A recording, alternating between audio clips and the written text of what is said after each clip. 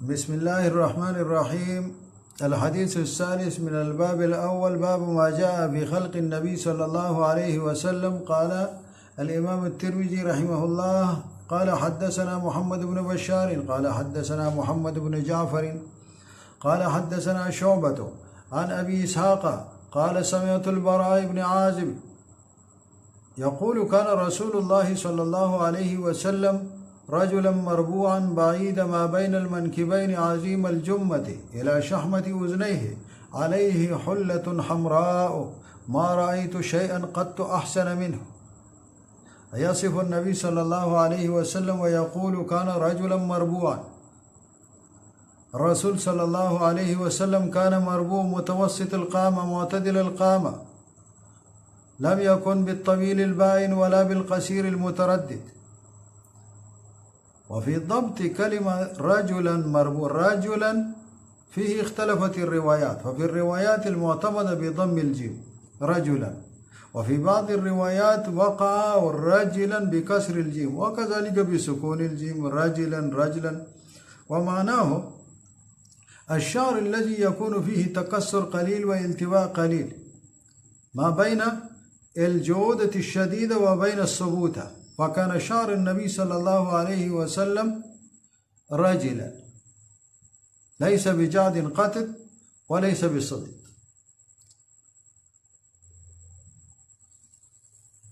فكان رجلا يعني شعر النبي صلى الله عليه وسلم، وصف شعر النبي صلى الله عليه وسلم. مربوعا يعني الرسول بيان اعتدال قامة النبي صلى الله عليه وسلم. قال علي القاري رحمه الله هذه الرواية ما فيه رجلا لم تظهر أو لا تعرف الفائدة في هذا الوصف. براء بن عازب رضي الله عنه يقول أن الرسول صلى الله عليه وسلم كان رجلا، ولم يقع في غير هذه رواية هذا العنوان. لم يذكر أحد من الصحابة الرسول صلى الله عليه وسلم بهذا العنوان، ولم يقل أن الرسول صلى الله عليه وسلم كان رجل كذا وكان رجل كذا. فقال يظهر أن هذه زيادة بعض الرواة، ثم قال الطعن في الرواة هذا مستبعد، لأن الرواة ثقات وزيادة الثقة مقبولة إجماعا، فالأحسن أن يحمل على المعنى المتعارف.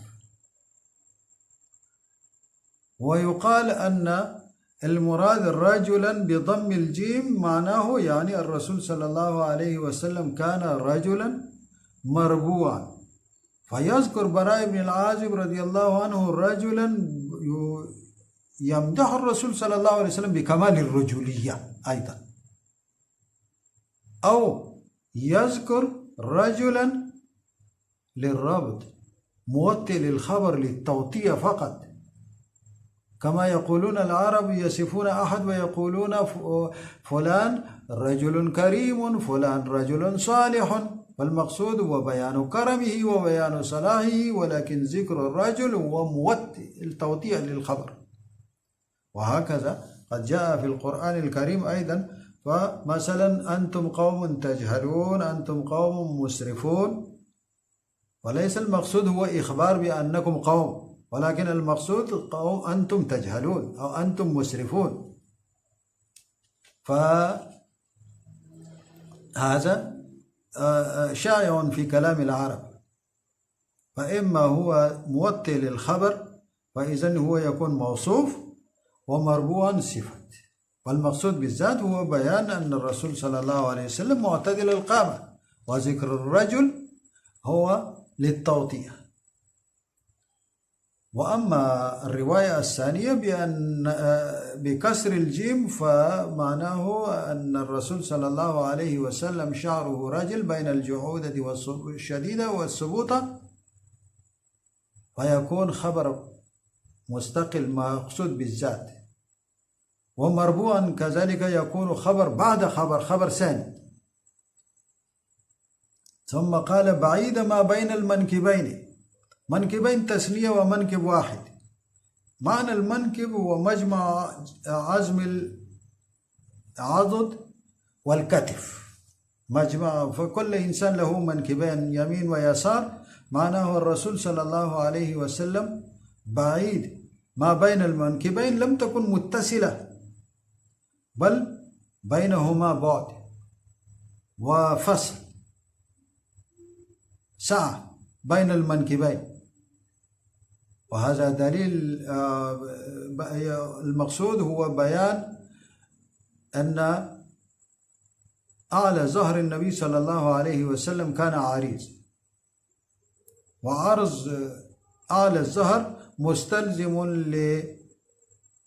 لعرض أعلى الصدر، يعني صدر النبي صلى الله عليه وسلم كان عريض وواسع، كما وقع في رواية ابن سعد فيه صفة النبي صلى الله عليه وسلم رحيب الصدر، الرسول صلى الله عليه وسلم، فنفس المعنى، يعني الرسول صلى الله عليه وسلم كان رحيب الصدر. وهذا دليل القوة ودليل النجابة.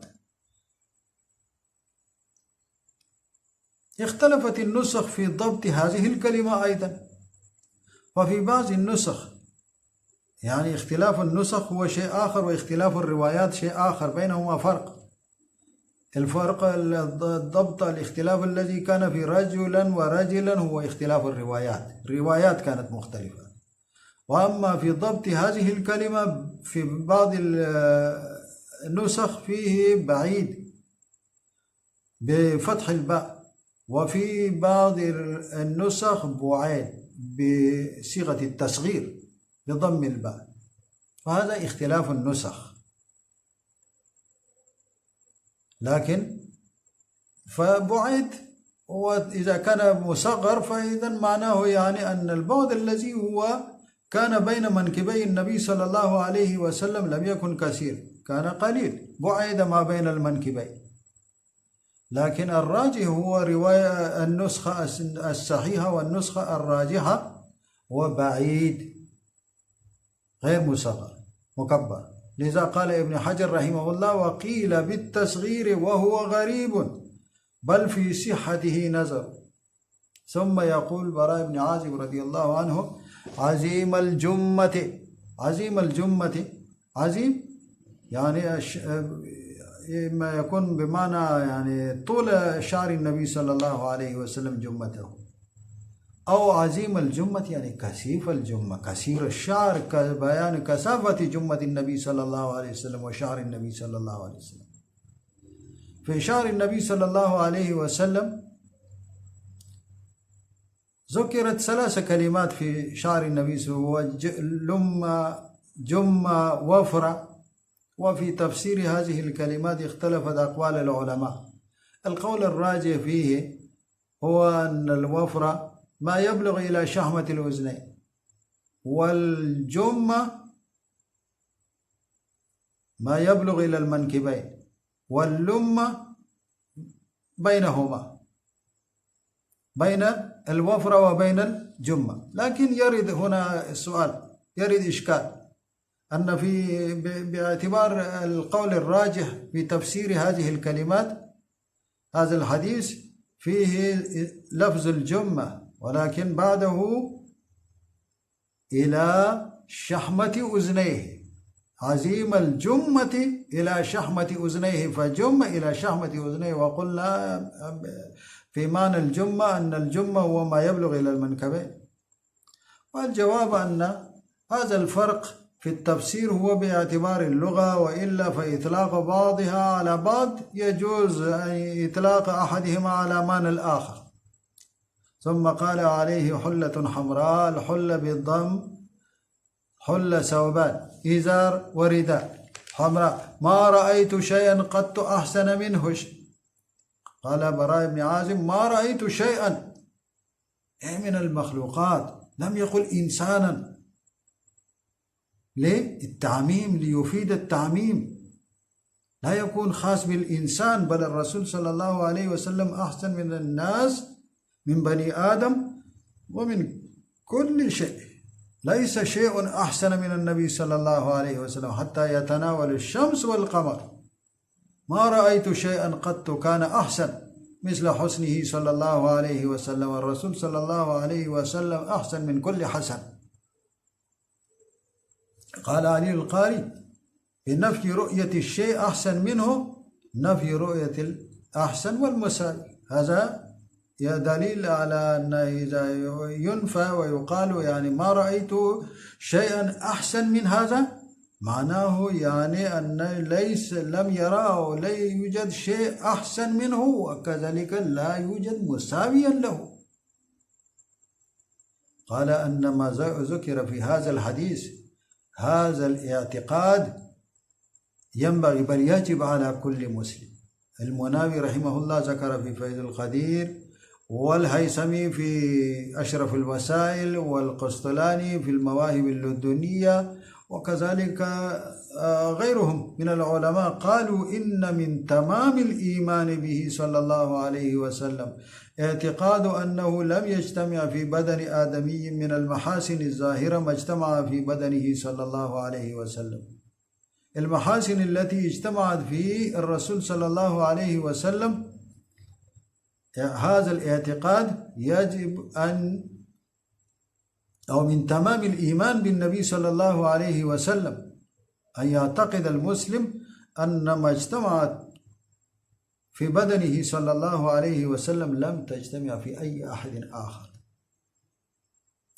لأن المحاسن الظاهرة آيات دالة على المحاسن الباطنة، ومحاسن الباطنة الرسول صلى الله عليه وسلم كان به أعلى وأحسن وأكمل، لم يكن أحد أكمل منه ولا مساوي له في هذا المدلول. فكذلك في الدال، يعني في المحاسن الظاهرة لا يوجد أحد أحسن منه ولا مساوي ولا أكمل منه ولا مساوي له، بل الرسول صلى الله عليه وسلم أحسن من الجميع. فيجب على كل مسلم أن يعتقد هذا الاعتقاد، وليس يعني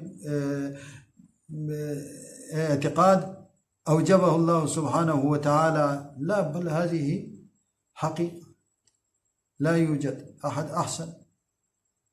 يقول الشاعر: بلغ العلا بكماله، كشف الدجى بجماله، حسنت جميع خصاله، صلوا عليه وآله. حسان بن ثابت رضي الله عنه قال في جمال النبي صلى الله عليه وسلم وحسنه، قال: وأحسن منك لم تر عين، والأحسن منك لم تر قط عيني، وأجمل منك لم تلد النساء، خلقت مبرأ من كل عيب، كأنك خلقت كما تشاء.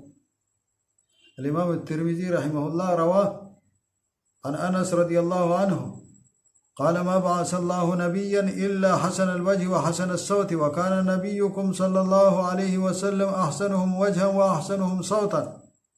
ونقل الإمام القرطبي عن بعض العلماء وقال: إن هذه المحاسن التي كانت في النبي صلى الله عليه وسلم لم يظهر تمام حسن النبي صلى الله عليه وسلم، وإلا لما طاقت الصحابة أن نظروا إليه. يقول شاعر عبد الرحمن الجامي بالفارسي: حسن يوسف دم عيسى يد بيضا داری، آنچ خوبا ہما دارند تو تنها داری. معناه النبي صلى الله عليه وسلم اجتمع جميع المحاسن التي كانت متفرقة في الأنبياء الذين كانوا قبل النبي صلى الله عليه وسلم.